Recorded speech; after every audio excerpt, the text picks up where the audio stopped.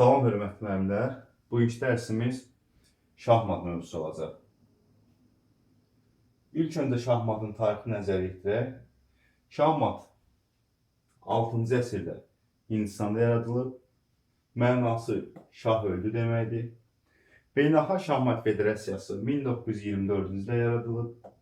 Qısaldılmış adı FIDE adlanır. Azərbaycan Şahmat Federasiyası 1920-ci ildə yaradılıb. İlk baş çempionatı 1926-cı ildə keçirilib. 1992-ci ildə Azərbaycan Şahmat Federasiyası təsis edildi və FIDE-yə, yəni Beynəlxalq Şahmat Federasiyasına üzv oldu. Azərbaycan Şahmat Federasiyasının prezidenti Mahir Məmmədovdur. 2016-cı ildə Bakıda 42-ci Şahmat Olimpiyadası keçirildi. Şahmat qeyri-olimpiya idman oyunu hesab olunur ki, şahmatın da öz olimpiyadası var ki, 42-ci Şahmat Olimpiyadası da Azərbaycana keçirildi. Azərbaycanda qrossmeysterləri nəzərə yetirək, dünya reytinqində xalları nəzərə yetirək. Şəhriyar Məmmədyarovun maksimal reytinqi 2820 xal, son reytinqi 2770 xaldır. Teymur Rəcəbovun maksimal reytinqi 2793 xal, son reytinqi isə 2738 xaldır. Rauf Məmmədovun maksimal reytinqi 2709 xal, son reytinqi isə 2657 xal.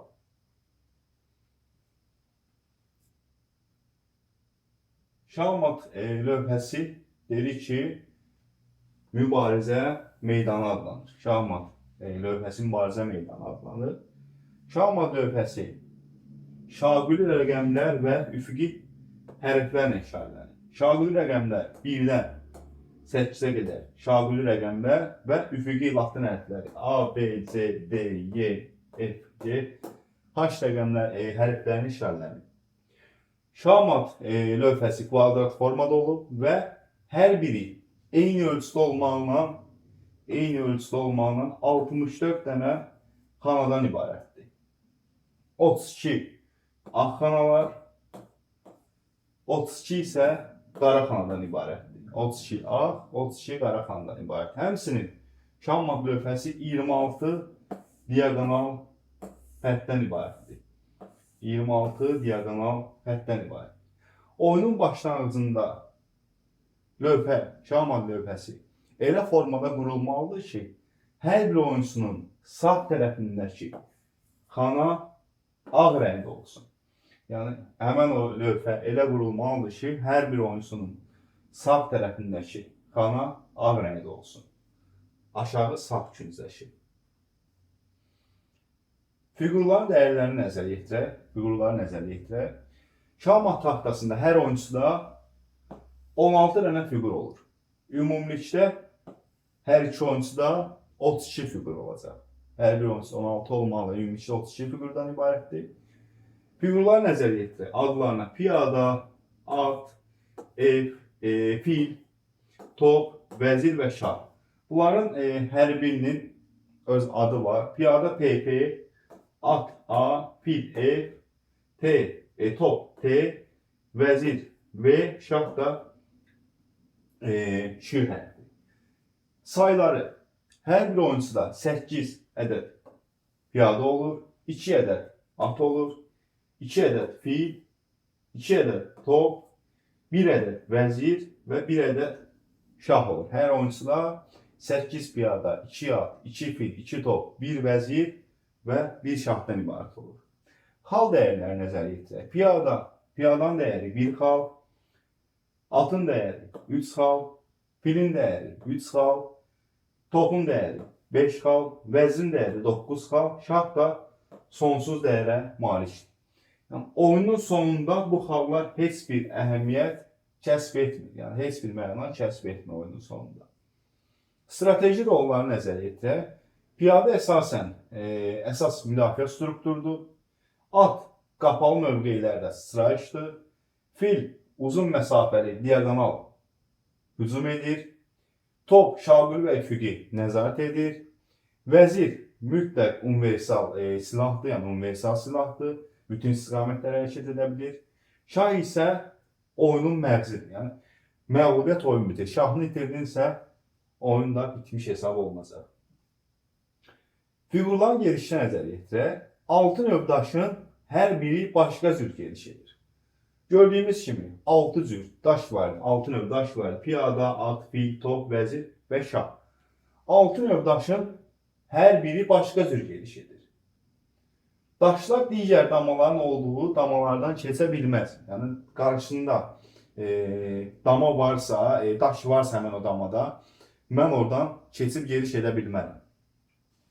Yalnız atlar istisna olmalı. Atlar başqa daşların üzərindən tullana bilir. Yəni atlar istisna olmaqla digər yerdə qalan 5 fiqurumuz digər daşların olduğu damalardan keçə bilməz. Atlar istisna olmalı. Və öz daşların olduğu damaya geliş edə bilməzlər.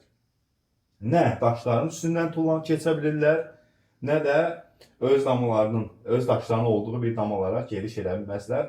Atlar dedik ki, istisnalı atlar digər fiqurların üzərindən tullanıb keçə bilir. Həm də daşlarınızın rəqib daşlarından birinin olduğu damaya gedərək rəqibin daşını oyundan çıxara bilərlər. Yəni burada fərqli bir qayda var ki, daşı necə vurmalısan, rəqibin daşının yerinə qoyub vuracağın daşı, rəqibin daşını götürməlisən. Yəni üstündən tullanıb keçmək olmaz, atlar istisna olmalı. Rəqibin daşını alırsansa əgər, belə bir qayda var. Yəni rəqibin daşını, rəqibin fiquru buradadırsa, misalsın, buradan da piyada ilə rəqibin fiqurunu alırsansa, piyadanı gətirib qoyursan, bura rəqibin fiqurunu oyundan çıxardırsan. Yəni belə bir qaydası var. Daşlar başlıca olaraq daha sonraki gedişlərdə rəqibin daşlarını oyundan qırağa çıxa biləcəkləri damalara, öz daşlarını rəqibin daşlarından, rəqibin oyundan qırağa çıxarmaq istəyinə qarşı qoruna biləcəkləri damalara, ya da oyundakı önəmli damalara hakim ola biləcəkləri damalara yerləşdirməlidirlər.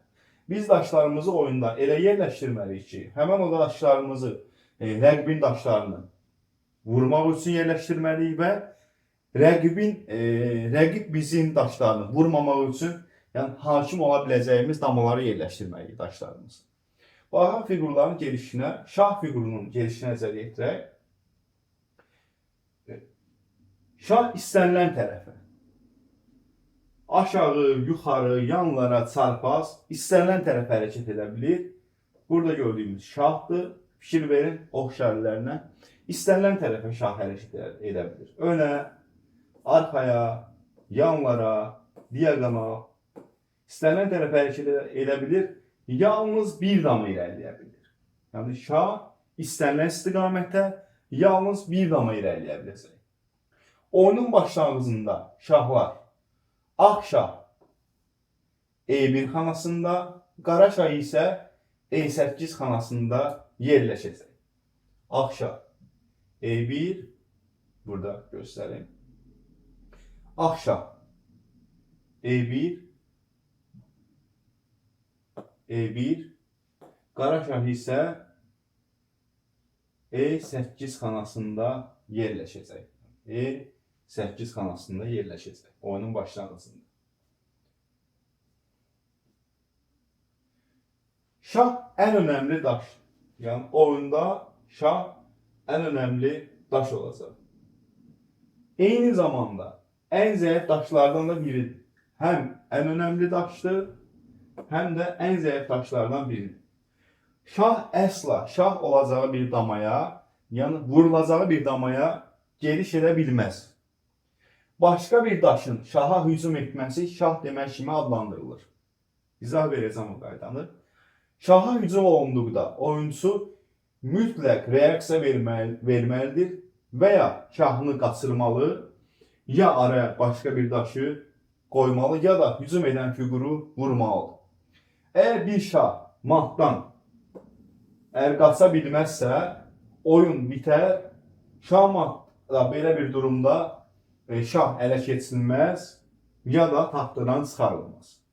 Belə bir qayda var ki, şahmatda rəqib sənə, belə deyək, sənin daşın, şahın, fərz edək ki, sənin şahın buradadırsa, rəqib sənin daşının şahına hücum edir. hücum edir, misal üçün gətirək deyək. Hər hansısa bir fiquru qoyur, misal üçün bu xanaya, misal üçün gətirir, vəzirini qoydu, fərz edək ki, bu xanaya. Vəzirini qoydu bu xanaya. Sənə hücum edir, bax, sənin şahına hücum edir. Sənə şah deyir. Yəni, rəqib sənin şahına hücum edirsə, yəni, başqa bir daşın şaha hücum etməsi şah adlanacaq. Yəni, hücum edir, sənin şahın buradadır. Misal üçün, mən də vəzirimi gətirib qoydum bura. Sənin şahına hücum edirəm, şah deyirəm. Yəni, növbəti gedişdə sən şahını qaçırmasan və yaxud da araya bir daşı qurban verməsən və yaxud da mənim sənin daşına hücum etdiyim daşı götürməsən, mən artıq növbəti gedişdə sənin şahını vuracam. Yəni, sən nə etməlisən? Şahını ya qaçırmalısan, ya araya başqa bir daşı qurban verməlisən və yaxud da mənim sənə hücum etdiyim daşı oyundan çıxarmalısan. Başqa bir daşın şaha hücum etməsi şah adlanır. Bir də sən belə deyək də, matdan qaça bilməsən əgər, mən sənin şahına hücum edib şah deyirəm. Sən əgər matdan qaça bilməzsən əgər, mən sənin şahını vuracam, ancaq şah taxtanın üstündə qalacaq. Başqa daşı olsaydı, mən vururdum, gətirib, misal, vəzirimi qoyurdum bura, həmən sənin fiqurunu çıxardırdım oyundan, götürürdüm. Ancaq şah yeganə fiqurdur ki, taxtadan çıxarılmaz. Yəni, taxtadan çıxarılmayan fiqur şah fiqurudur ki, taxtadan çıxarılır. Şah haqqında məlumat əldə etdik. Keçən növbəti fiqurumuza vəzir. Vəzir fiquruna nəzər yetirək. Vəzir istənilən istiqaməti. Düzünə, irəli, geri, yanlara və diagonal. Ən uzağa qədər gediş edə bilir. Vəzir. Vəzirdir burada. İrəli, arxaya, yanlara, çarpaz, diagonal. İstənilən istiqamətə vəzir hərəkət edə bilir. Yəni, şahdan fərqli olaraq, şah bir dama hərəkət edə bilir. Ancaq vəzir bir dama deyil, istənilən qədər uzağa hərəkət edə bilər. İstəsə bir dama, istəsə 5, yəni gedə biləcək. Yəni, taxtanın axırına qədər. Misal üçün, vəzir buradadırsa, fərz edək ki, vəzir buradadır. Vəzir buradan istənilən istiqamətə ən uzağa qədər gediş edə bilir. İrəli, arxaya, yanlara, çarpaz fərq etmir. İstənilən qədər uzağa gedə bilir. Oyunun başlanğıcında ağ vəzir ağ xanada, D1 xanasında, qara vəzir isə qara xanada D8 xanasında yerləşir. A, B, C, D. Ağ vəzir ağ xanada olacaq. Qara vəzir isə qara xanada yerləşəcək. Yəni, oyunun başlanğıcında.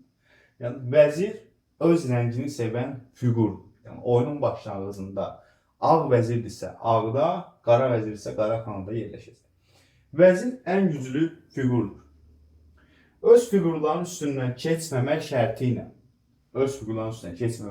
ilə ən uzağa qədər gediş edə bilir. Başqa bütün fiqurlar kimi, əgər vəzir rəqib fiqurunu vurarsa, onun gedişi bitmiş olur. Vəzir öz rəngini sevən fiqurdur. Yəni, vəzir öz rəngini sevir, dediyimiz kimi, oyunun başlanğıcında.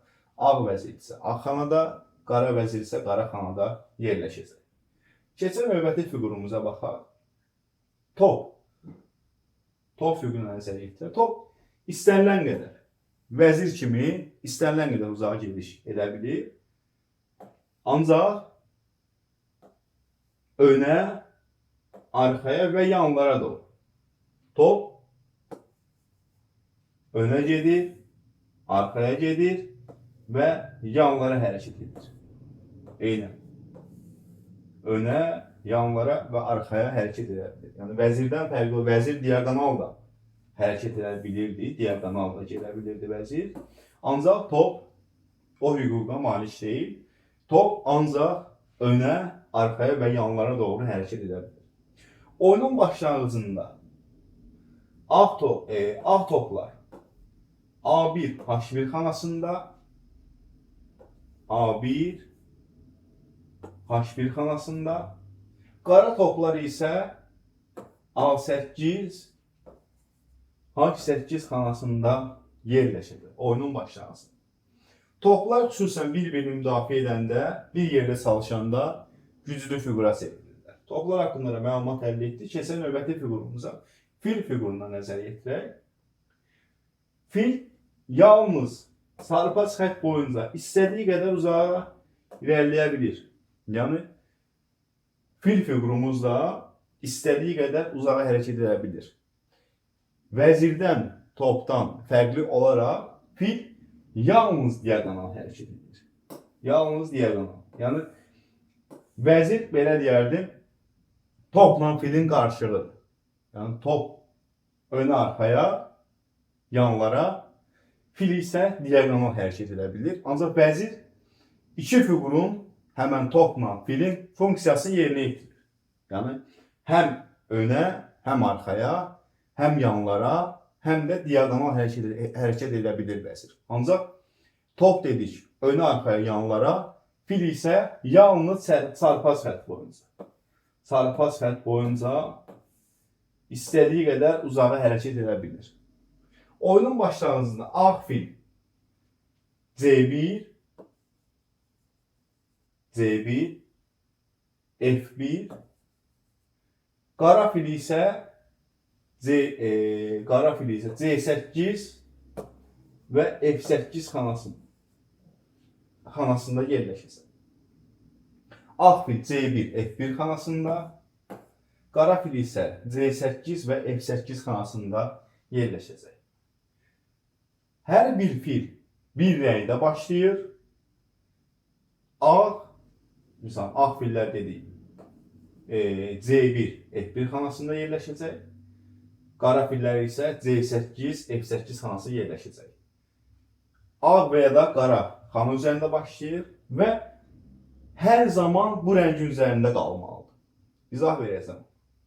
Fillər bir-birinin gücsüzlüyünün üstünü bastırdığı üçün birlikdə yaxşı çalışırlar. İndi filləri nəzərə yetirək ki, fillər bu oyunun başlanğıcında bir rəng üstündə başlayır və həmən rəng üzərində də oyunu bitirir.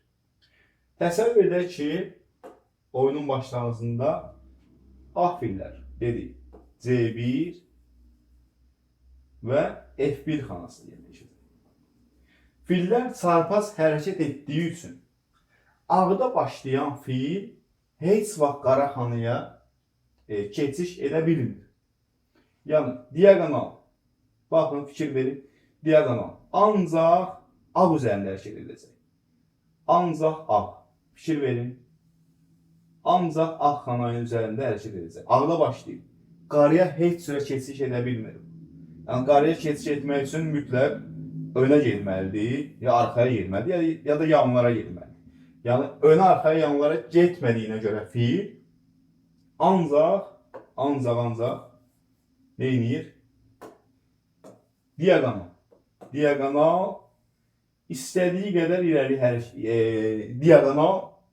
qədər irəliləyə bilir. Ancaq çarpaz. Ağ fil ağda başlayıbsa, yəni yalnız ağ xana ilə hərəkət edən fiqur hansıdır? Fil. Yəni fil fiqurudur ki, yalnız ağ xana ilə hərəkət edə bilir. İndi qara fil nəzərə yetirək. Qara fil deyirəm. Qara xanada başlayan filə nəzərə yetirək. Qara xanada başlayan fil isə ağ xanaya keçə bilmir. Fikir verin. Qarada başlayıb ancaq qara üzərində hərəkət edəcək. Ancaq çarpaz. Çarpaz. Ağa heç vaxt keçə bilmir bu fil. Ancaq çarpaz irəlilir yalnız qara xana üzərində. Ağda başlayıbsa ağ xanada, qarada başlayıbsa qara xanada hərəkət edəcək. Yalnız ağ xana ilə hərəkət edən fiqur hansıdır? Fil. Yalnız qara xana ilə hərəkət edən fiqur hansıdır? O da fil. Keçən növbəti fiqurumuza nəzər yetirək. At fiquruna. At qeyri-adi trayektoriya ilə getməsi ilə tanınır.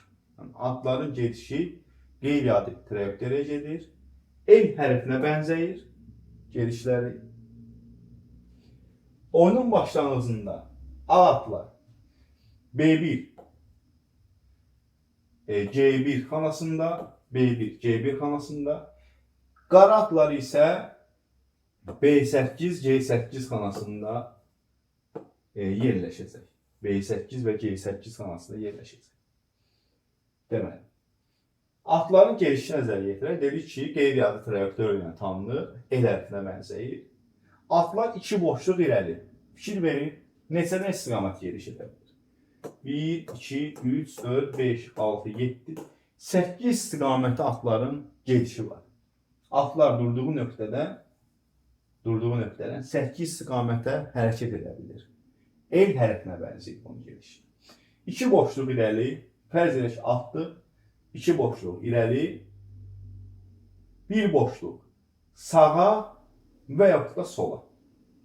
Sağa da geliş edə bilər bir boşluq, sola da geliş edə bilər. Yəni qarşıda fiqur var. Fikir verin. Qarşıda fiqur var. İki geliş irəli, bir geliş sağa və yaxud da sola. El hərfinə. Sonda nə yaranılır? El hərfinə bənzər bir işarə yaradılır. Və yaxud da bir geliş, bir boşluq irəli, iki boşluq da sağa. Belə də ola bilər. Atlı bir boşluq irəli, iki boşluq sağa.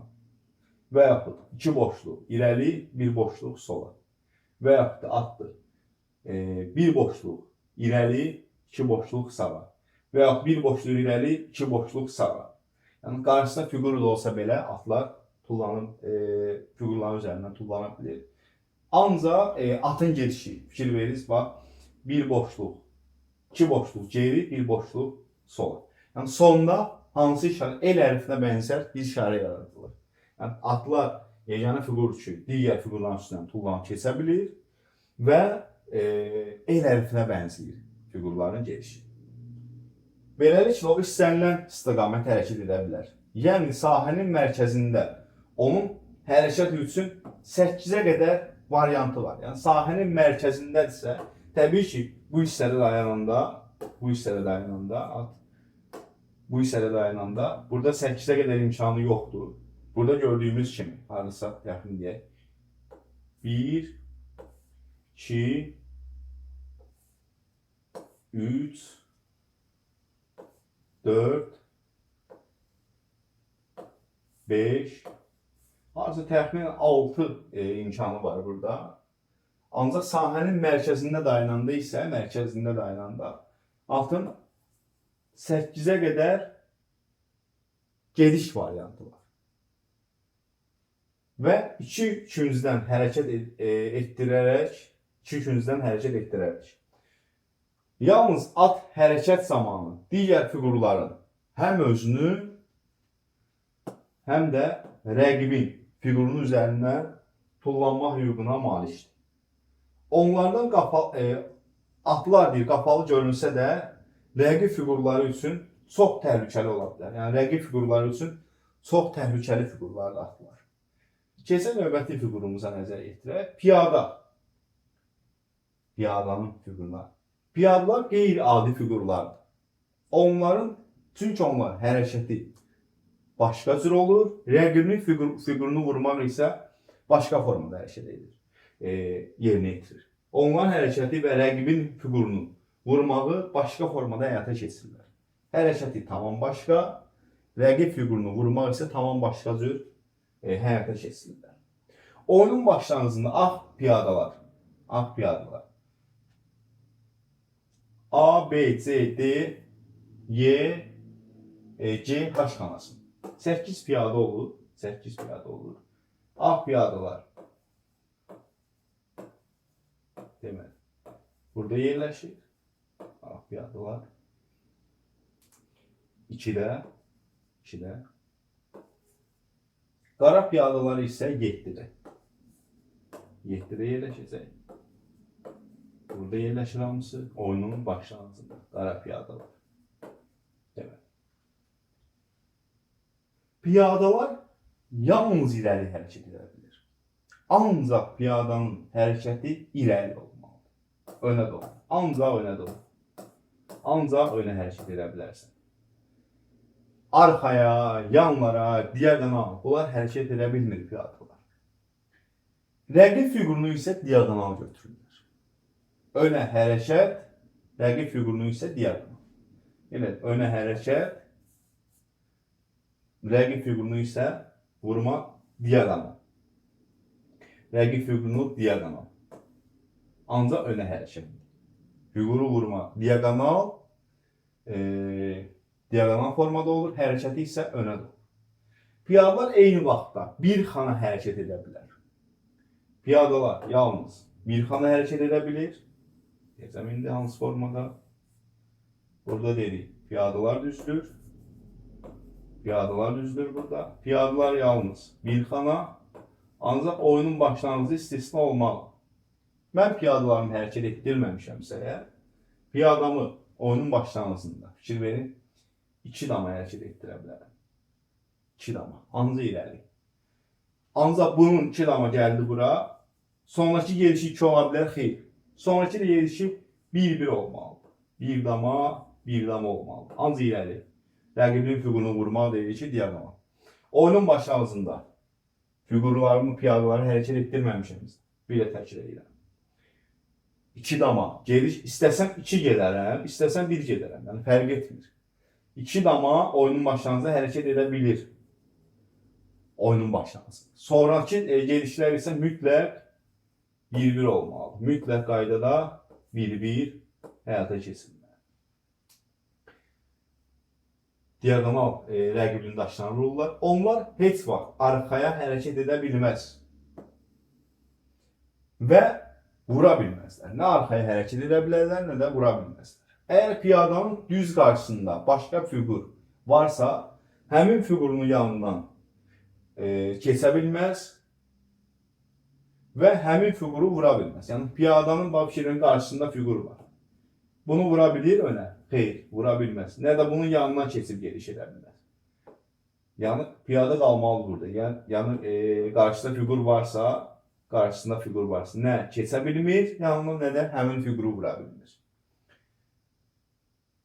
Piyadaların başqa bir özəl bacarığı da bir piyadanın taxtanın başqa tərəfdən satması zamanı başqa hər hansısa bir daşa çevrilə bilər. Bu piyadanın çevrilməsi adlanır ki, piyadaların necə çevrilməsi adlanır? Piyada burada başlayırsa, geliş edə, gelib başqa bir taxtanın başqa bir küncünə, yəni axıncı küncünə çatması, başqa bir tərəfdən çatması zamanı bu başqa bir şahmat daşının çevrilməsi adlanır. Bunlar piyadanın çevrilməsi adlanacaq. Piyadalar şahdan başqa istənilən bir daşa çevrilə bilər. Yəni piyadalar şaha çevrilə bilmir. Şahdan başqa at, top, vəzir, yəni bu daşlara çevrilə bilər. Yəni piyadaların çevrilməsi adlanacaq. Gedək şahmatda qala qurmaya nəzər yetirək. Şahmatda qala qurma. İştirak edən fiqurlar, qala qurmada iştirak edən fiqurlar şahla və topdur. Qısa qala qurma şah cinahıdır. Uzun qala qurma isə vəzir cinahıdır. Yəni vəzirin cinahı. Şah cinahı bu tərəfdir, vəzir cinahı bu biri tərəfdir. Deməli, daha bir özəl qayda isə qala qurma adlanır. Bu gediş oyuncuya 2 önəmli işi eyni anda hərəkət etmək imkanı verir. Şahı önəmli damaya aparmaqdır, istəyə görə və topu küncdən götürüb oyuna çıxarmaqdır. Qala qurmada şah və top olmaqla 2 fiqur iştirak edir. Oyuncu öz gedişində şahını yana doğru 2 dama hərəkət etdirir və topu şahın hərəkət istiqamətinin əksində şahın yanına qoyur. Ancaq qala qurmanın yerinə yetirilməsi üçün aşağıda şərtlər olmalıdır. Hansı şərtlərdir? Burada qısaca tanış olaq ki, qala qurmada iştirak edən fiqurlar şahla topdur. İndi hansı şərtlər olmalıdır qala qurmanı yerinə yetirmək üçün onları nəzərə yetirək. Qala qurmanın şərtləri. Şahın ən birinci gedişi olmalıdır. Topun ən birinci gedişi olmalıdır. şah və hərəkət etdiriləcək şahla top arasında heç bir fiqur olmamalıdır. Şah hücum altında ola bilməz və hücum olan kanaldan keçə bilməz. Yəni bayaq dedik ki, şah başqa bir daşın şaha hücum etməsi şah adlanır. Şah hücum altında ola bilmir və hücum edən kanaldan keçə bilmir. Qala qurmanın yerinə yetirməsi üçün bu 4 şərt olmalıdır. Yalnız bir dəfə, oyun ərzində yalnız bir dəfə qala qurma etmək olar. Yəni qala qurma da uzun və qısa qala qurmadır. Onları nəzərə yetirdik. Şah və vəzir cinahı olmaqla taxtanın hər iki tərəfində qala qurma etmək olar. Taxtanın hər iki tərəfində qala qurma etmək olar. Şah cinahına qurulan qala şah yerləşən xana istiqamətində qurulur. Şah lövhənin qırağına daha yaxın olur. Yəni şah cinahına qala qurma edirsənsə, şah lövhənin qırağına daha yaxın olur. Belə qala qurma qısa qala qurma adlanır. Yəni şahın lövhənin qırağına daha yaxın olması qısa qala qurma adlanacaq. Vəzir cinahına qurulan qala qurma isə qala-qurmada isə vəzir yerləşən xana istiqamətinə qurulur. Şah lövhənin mərkəzindən qısa qala-qurmaya nisbətən daha yaxın olur. Belə qala-qurma uzun qala-qurma adlanacaq. Yəni belə deyək, vəzir cinahı uzun qala-qurma adlanacaq. Şah taxtanın mərkəzinə daha yaxındır.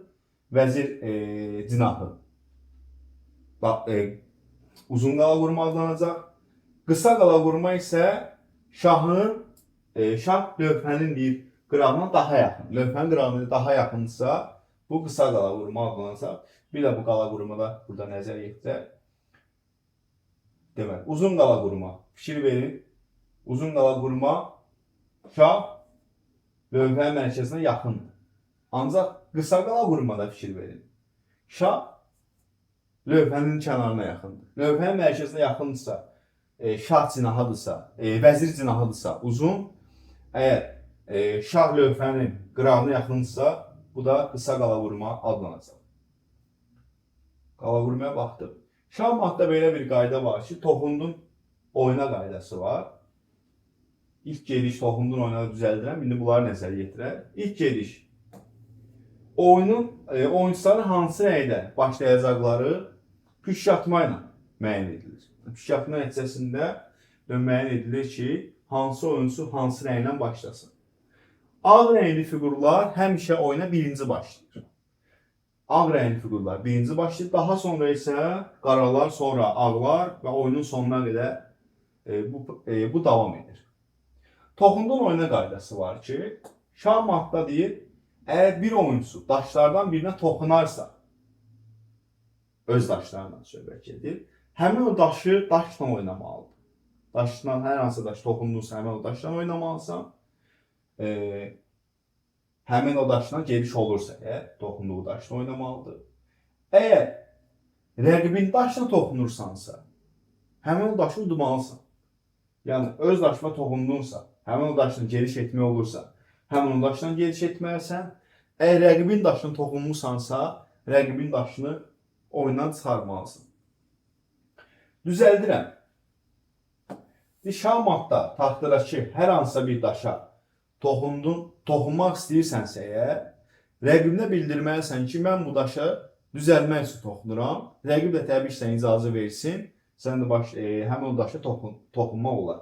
Taxtadakı bir daşa yalnız düzəltmək üçün toxunmaq istədikdə öncə düzəldirəm deyərək rəqibinə istəyini bildirməlisən ki, mən bu daşı düzəlmək üçün toxunuram.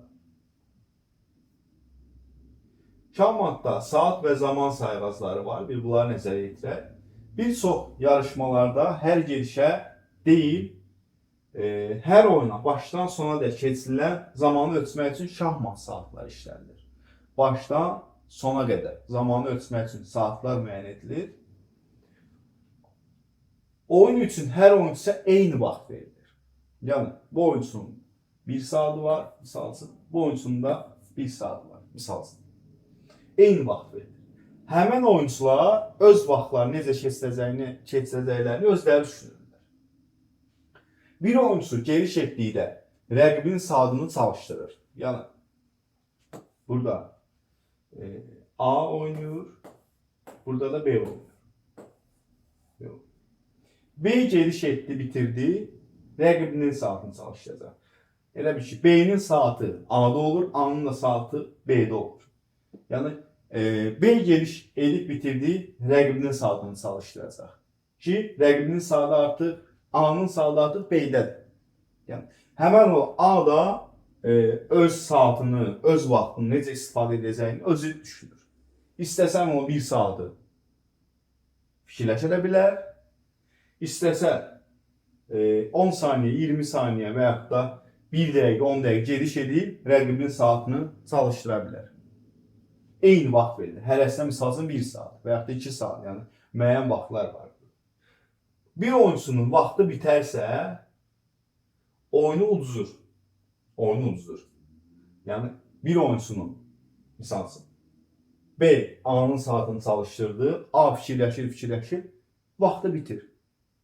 Həmin oyuncusu A oyunu uduzur artıq. A oyunu uduzur. Əgər rəqibin mat etmək üçün B'nin taxtlara yetərli daşı yoxdursa, oyun HCS ilə bitəcək. Ki, oyun A'nın vaxtı bitdi. A'nın vaxtı bitdi. B'nin də rəqibini mat etmək üçün taxtlara kifayət qədər daşı yoxdursa, oyun HCS bitəcək. Yəni, müxtəlif terminlər var. Yəni, oyun müddəti 5 dəqiqədən tez mat etmək güllə adlanacaq. 5-15 dəqiqə bilgisi adlanacaq. 15-60 dəqiqə sürətli, 60 dəqiqədən artıq isə klassik adlanacaq. Saatlarla tanış olduq. Keçək yekuna nəzəriyyətlə mat. Mat və HCS, yəni pat. Mat, qələbə, pat isə HCS. Qələbə. Şaha hücum edilib. Şah deyilib. Bayağı deyilir ki, başqa bir daşın şaha hücum etməsi şah adlanır. Şah deyilib və qaçmağa, qarşısını almağa və vuran fiquru məhv etməyə heç bir qanuni yol yoxdur. Yəni, mat hansı halda baş verir? Mən rəqibin şahına hücum edirəm, şah deyirəm. Həmin o rəqib də nə mənim figurumu vura bilmir, şaha hücum etdiyim figuru ələ keçirə bilmir, nə başqa bir daşı qurban verə bilmir, nə də şahını qaçırıla bilmir. Bu halda nə olur? Rəqibinin figurunu şahı, yəni vurulur. Yəni şaha hücum edilir, şah deyilir və şah da həmin o rəqibin şahı da qaçmağa, qarşısını almağa və yaxud da həmin figuru vurmağa heç bir qanuni yolu yoxdur. Oyun bitir artıq. Qələbə 1 xal, məğlubiyyət 0 xal, HCS olarsa 1 xal bölünür 2 rəqib arasında 0,5 xallar verilir. Oyun HCS də bitə bilər, pat da ola bilər. HCS bitməyinin 5 səbəbi var. Hansı səbəblərdir? Oyunçunun geniş sırasıdır. Şah deyilmək, ancaq onun edə biləcək qanuni gedişdə yoxdur. Bu zaman pat olur, HCS olur. Oyuncular öz aralarında razılaşsa bərabərlik ola bilər, HCS ola bilər. Mat etmək üçün taxtlara kifayət qədər figur yoxdur. Yəni, mat etmək üçün taxtlara kifayət qədər figur yoxdur. Bu ilin imtahana düşən bir sualdır. Ayşənin də şahı qalıb, Güney'in də şahı qalıb. Oyun necə baş satacaq? HCS baş satacaq. Yəni, şah və fil şaha qarşı qalıbsa, yəni, bu durumda da oyun HCS baş satır. Eyni pozisiya 3 dəfə təkrarlanarsa, HCS-dir. 50 ardıcıl gediş ərzində heç bir piyada hərəkət etdirməmisənsə və heç bir figur vurmamısansa, bu da oyun HCS ilə nəticələnəcək. Şahmat oyununun 3 mərhələdən ibarətdir. Hansı mərhələdir? Rollara nəzər yetirək. Debüt,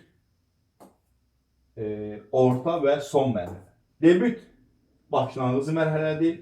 Məqsəd bir, figurları inkişaf etdirmək, mərkəzi nəzarət və şahı təhlükəsizliyə aparmaq. Mittelspiel orta mərhələdir. Məqsəd İki tərəfin əsas qüvvələrini hərəkət etdirərək mübarizənin başlandığı mərhələdir.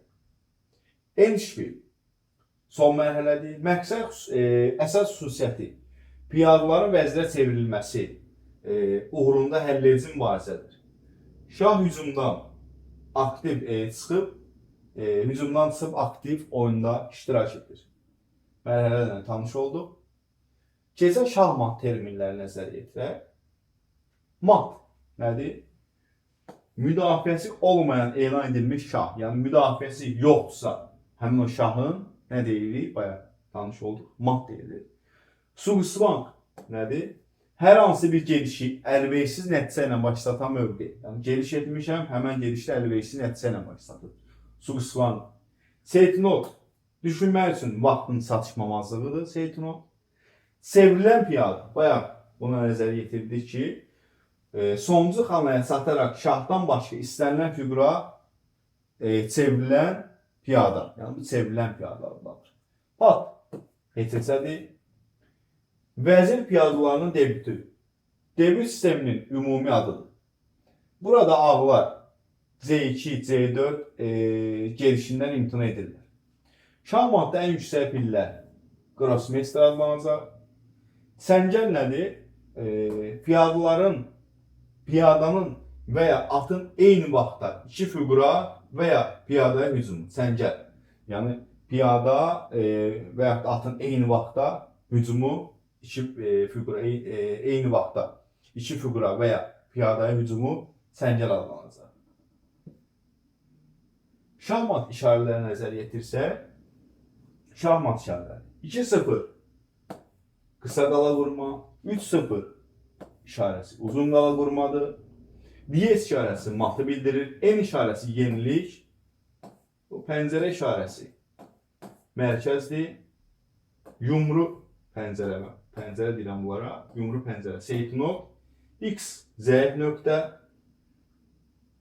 bu işarə istənilən gediş, bərabərlik, bərabər mövqe, nida, yaxşı gediş, 2 nida, əla gediş, 2 nöqtə, fiqur vurmadır, sonsuzluq işarəsi, vəziyyət aydın deyil, sual, zəif gediş, 2 sual, çox pis gedişdir, bu işarə son gedişdir, 1 plus şah elan etmə, 2 plus isə 2 qat şah elan etmədir.